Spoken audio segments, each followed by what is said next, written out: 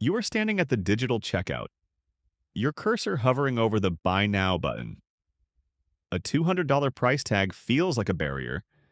It triggers a minor checkout shock, a defensive response from your prefrontal cortex trying to protect your future self. But then you see the alternative: four manageable payments of $50. Suddenly, the psychological friction evaporates. Your brain, wired by 300,000 years of tribal survival to prioritize immediate rewards, processes the small number and ignores the total debt. This is the buy now, pay later trap.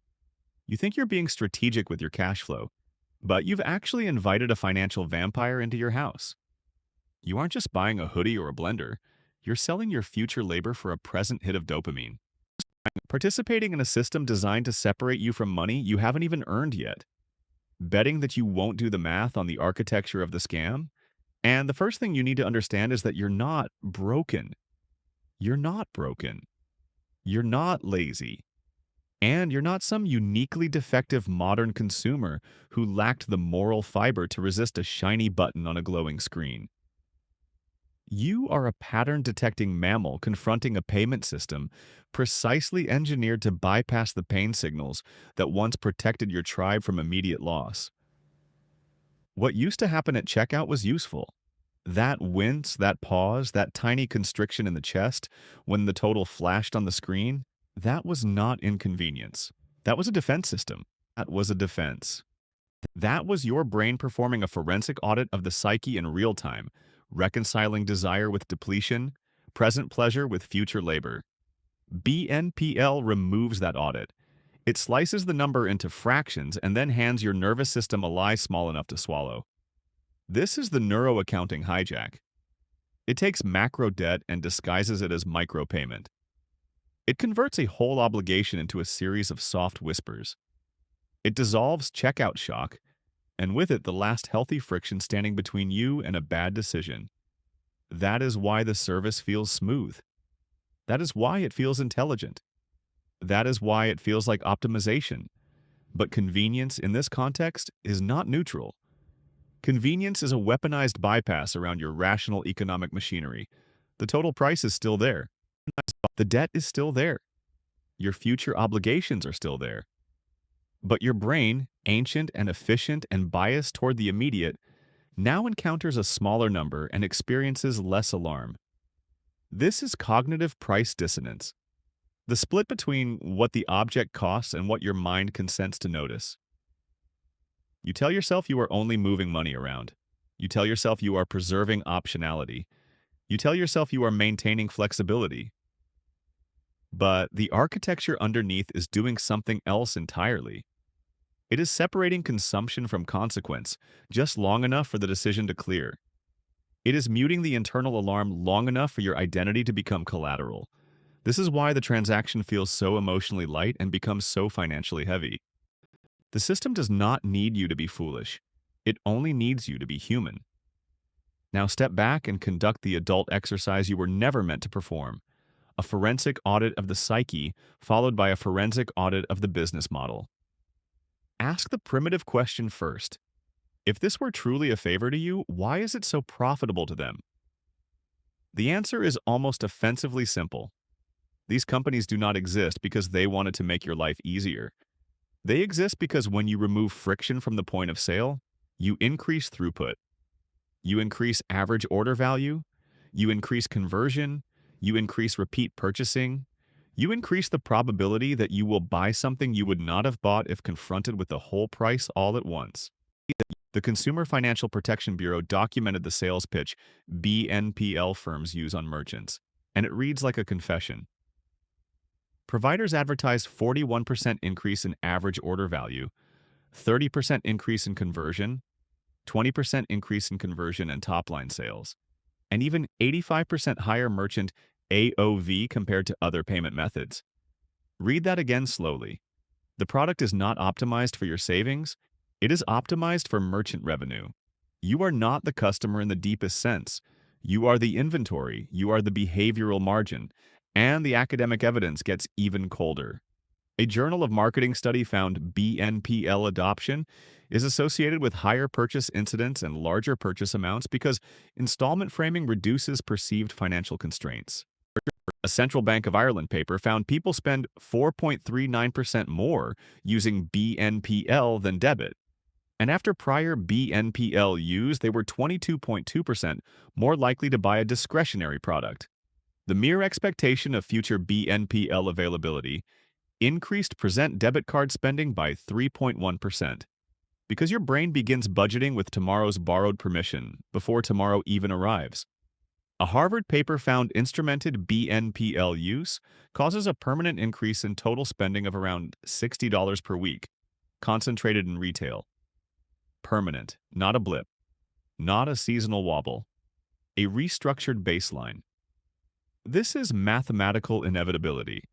If a system makes you spend more than you intended, more often than you intended, on goods you did not need with urgency you did not previously feel, then the business is not financing your purchase.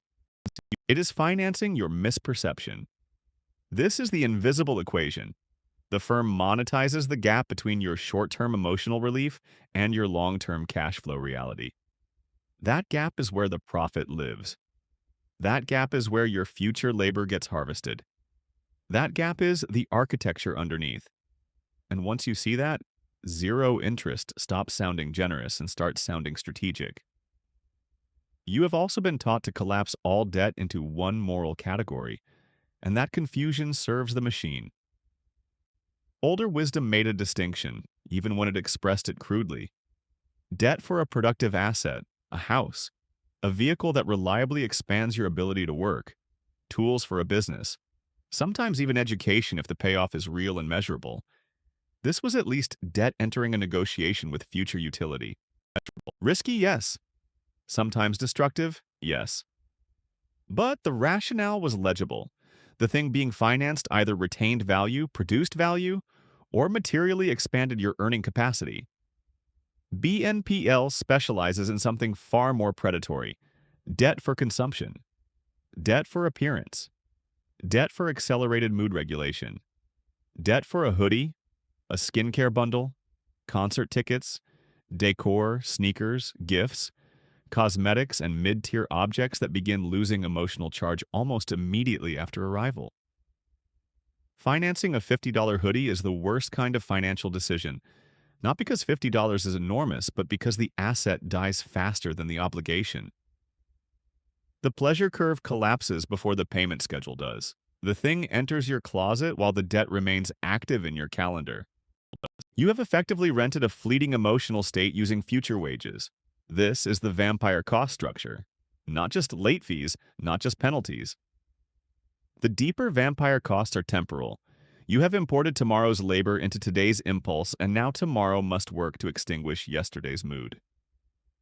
That is what it means to invite a vampire into your house. It doesn't kick down the door. It asks for permission in 4 easy installments. And because the object is trivial, your mind downgrades the seriousness of the decision. But there is nothing trivial about selling future income to buy present consumption with no residual value. Federal Reserve data show that 58% of BNPL users said it was the only way they could afford the purchase. And among users earning under $50,000, that rose to 72%. That sentence should stop you cold. The only way I could afford it is not evidence that the product empowers you. It is evidence that the product monetizes scarcity. You're not broken. The economy has learned how to invoice your stress. Your ancient tribal wiring tells you to secure the resource now and solve the problem later because, for most of human history, later was uncertain, and the berry in hand beat the abstract promise of a better foraging plan. But the modern payment stack exploits that old wiring with machine precision. It gives you the relief of acquisition without demanding the emotional seriousness of full payment. So you experience ownership before you have earned it. You experience possession before sacrifice. You experience dopamine before depletion. That sequence is not an accident. It is the product. Then there is the myth you are expected to repeat on behalf of the system. Zero interest means free. No. Zero interest means the price of extraction has moved. It has not disappeared. Free financing in this context is often a quality signaling fraud. It signals safety, moderation, even prudence. It allows you to feel responsible while behaving in a way that increases your exposure. It allows the merchant to wear the costume of affordability while the platform harvests your behavioral compliance. And the bill arrives in forms your earlier self did not bother to count. Sometimes it arrives as explicit late fees. The Consumer Financial Protection Bureau states plainly that while many BNPL loans do not charge interest, most do charge late fees if you don't pay on time. Sometimes it arrives as overdraft or NSF fees because autopay hits an account that looked adequate when you were in a dopamine state and looks inadequate when reality settles. The Federal Reserve and Kansas City Fed both note this stacked penalty logic. A missed BNPL installment can trigger a provider fee and bank fees on the same event. Sometimes it arrives as overconsumption itself, the poverty premium disguised as convenience. You bought more than you would have bought. You bought sooner than you would have bought. You normalized financing things that should have been vetoed by checkout shock. That is not free. That is a premium paid in distorted behavior. And when you interrogate the failure signal, the numbers are already bad enough without embellishment. The Federal Reserve reported that nearly one-fourth of BNPL users were late on a payment in 2024, up sharply from the prior year. The Kansas City Fed found 18% made at least one late payment in 2023.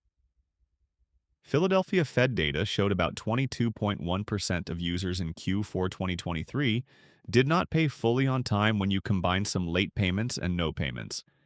And a 2025 Lending Tree survey cited by the Richmond Fed put the late payment figure at 41%.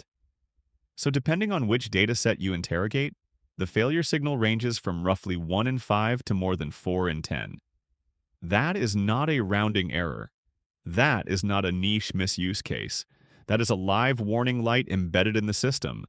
Free financing that requires perfect memory, perfect liquidity timing, perfect emotional self-regulation, and perfect account management from already financially stressed people is not free. It is a trap calibrated to human variance. It works because some people will pay late, many more will overspend without technically defaulting, and almost all users will become more permissive with consumption than they would have been under full price conditions. This is mathematical inevitability again. The model does not need every customer to fail spectacularly. It only needs the average customer to become slightly looser, slightly faster, slightly less reflective, slightly more leveraged against future income. That delta, multiplied by scale, is the fortune. Now you reach the layer most people never name because it is too diffuse to dramatize and too exhausting to quantify: attention debt. The cost is not only in money, the cost is in vigilance. One plan lives in Klarna, another in Afterpay, another in Affirm, another is buried in retailer emails, another is silently queued on autopay. Due dates drift across weeks. Refunds take time. Returns do not always reverse in the sequence your mind assumes. A subscription renews. Rent posts. Payroll lands late. A low balance warning appears. You open 3 apps to make sure the machine has not cross-wired your month. This is cognitive labor, and it is not free labor. It is your executive function being conscripted into debt maintenance for the privilege of having bought several ordinary things a little sooner. The Central Bank of Ireland found BNPL users were 51.2% less likely than debit users to correctly recall future credit commitments. That is not stupidity. That is what happens when repayment is fragmented into low salience shards and then distributed across time, platforms, notifications, and moments of weakness. This is why attention debt matters so much. Every unfinished payment plan claims a slice of your future awareness. Every slice reduces bandwidth for restraint, planning, and delayed gratification. And fatigue does not make you wiser. Fatigue makes you easier to convert. Once your mental stack is crowded with micro-obligations, you become more vulnerable to the next soothing offer because your system craves relief, not analysis. The machine first creates cognitive price dissonance, then monetizes the cognitive fatigue required to manage the dissonance. That is the architecture underneath. It is not just lending, it is attentional occupation. You start the month thinking you have optimized cash flow. You end the month performing forensic reconciliation across tiny debts whose emotional footprint is larger than their nominal size. This is why the phrase attention debt matters more than people realize. Money debt can sometimes be refinanced or repaid. Attention debt corrodes your ability to behave like the person who would have avoided the debt in the first place. It crowds out reflection. It weakens memory. It introduces background anxiety into ordinary purchasing. It turns the act of consumption into an administrative burden. And once your brain is overclocked by reminders, fees, calendar math, and low-level dread, impulsive spending can paradoxically increase because impulse feels like relief from complexity. You are not broken. You are trying to run a hunter-gatherer nervous system inside an economy that invoices your bandwidth. So the tactical reframe is not motivational fluff. It is identity surgery. You need to stop seeing yourself as a consumer navigating choices and start seeing yourself as an architect reading invisible equations. The consumer asks, "Can I break this into 4 payments?" The architect asks, "What does this do to my liquidity, my attention, my optionality, my walkaway power?" The consumer experiences proximity to product as opportunity. The architect values proximity to capital. The consumer thinks leverage means flexibility. The architect knows true flexibility is cash, margin, and time. Liquidity, not leverage, is what gives you sovereignty. Liquidity is what lets you wait, compare, refuse, and survive shocks without auctioning off your future labor. That is why old wisdom still works, even when it sounds austere. If you cannot buy the discretionary object in cash, then your relationship to the object is not possession but servitude. There are exceptions in life for truly productive assets, emergencies, and tools that generate income. But the modern BNPL stack is not aimed at those edge cases. It is aimed at daily consumption. It is aimed at neutralizing checkout shock. It is aimed at making you comfortable with permanent backward-facing labor, where current work pays for old impulses. And that is the opposite of the crossover point philosophy. The goal is for capital to earn more than labor, for stored value to create freedom, for money to become a worker instead of a wound. BNPL reverses that. It ensures labor is always paying for the past. It keeps you in a timeline where yesterday's feelings are financed by tomorrow's hours. Once you see that, you stop moralizing and start measuring. You stop asking whether BNPL is convenient and start asking whether it strengthens your balance sheet. You stop admiring the interface and start examining the architecture underneath. You stop calling yourself irresponsible and start naming the incentives accurately. You're not broken. The system is coherent. The incentives are coherent. The outcomes are coherent. The machine is working exactly as designed. Your job is not to feel ashamed. Your job is to become unprofitable to exploit. That means restoring checkout shock instead of fleeing it. It means letting friction protect you. It means looking at the total, not the installment. It means translating every easy payment into the sentence it really means. I am pledging future labor for present consumption. It means understanding that the quietest debt can still be the loudest drain on your life. It means practicing walk-away power until the spell breaks. And when the spell breaks, you do not feel heroic. You feel clinically detached. You feel calm. You feel like an architect who has finally seen the invisible equations.